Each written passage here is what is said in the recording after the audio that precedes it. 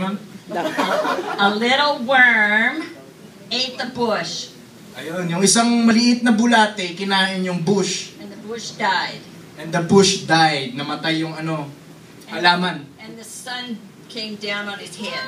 At bumaba yung yung sikat ng araw dun kay Jonah, and sobrang init. So then God said that He loved those people, even though they didn't know He was God. Ayun, sabi ni Lord, mahal ko tong mga taong to kahit hindi nila ako kilala kahit di nila ako kinikilalang bilang Diyos nila. Mahal ko sila kahit makasalanan sila. Okay. Now,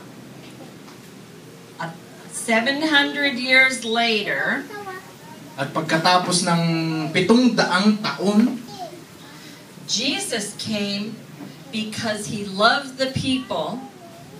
Ang Panginoong Hesus ay naparito dahil mahal niya ang mga tao tulad natin. And when He died, He spent 3 days in the grave.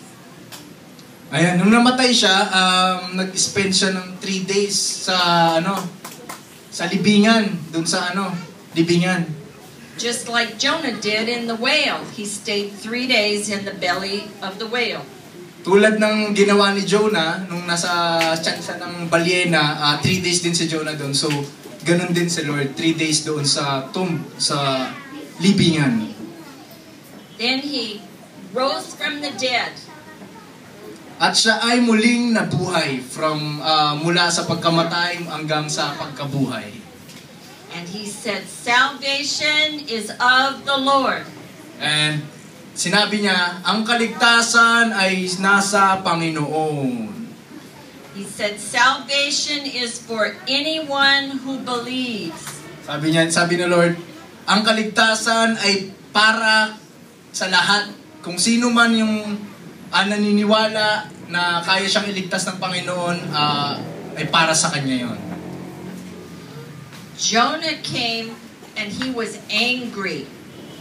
At si Jonah, nung si Jonah pumunta sa Nineveh, galit siya, sobrang galit. But Jesus came because He loved you and you and you and me.